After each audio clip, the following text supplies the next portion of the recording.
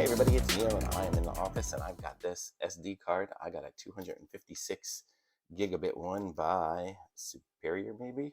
Not even sure what brand it is, but it was rated fast. It has the A2 256 V30, so it should be able to do what I want. I'm going to give this thing a little try here in my computer. I got it for what's it called?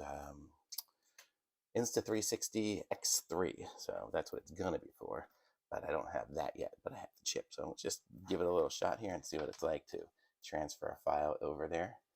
Let's see if I put it into my little reader on my thing here. Let's see. I'm going to turn you guys around, but I know I have to get rid of anything that's not personally identifiable on there. So there's kind of my screen. But let's see if I get to open up the Finder, and I'll go full screen on it. So there's my Finder. And let's see what we got here. So this is untitled here.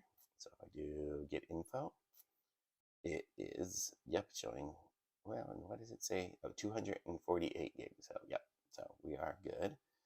So let's see if I do my desktop. And I know I made this file here, 228 megs. Let's just move that over and see how it works. And I think that was pretty instant. Oh, there it is. Oh, and there, it did it. So did a pretty quick job of moving things over. I think this is going to be a really fast card, so I think I'm good with this. So it's going to work for my camera, and it's going to have 256 gigabits, so it's going to be able to hold a lot of my Safari. So very cool. So I like that. This is what the card looks like from it. And it also came with one of those little adapter deals, you know, so if you have a regular SD card instead of a micro SD, this will be able to use that. Actually, I think my computer has a slot for this, so I could just put it in that instead of my little adapter. But there we go. So that's very cool. So thumbs up from me. Links in the description. Like this video, subscribe to my channel, and I'll be back with some more reviews soon. Thanks.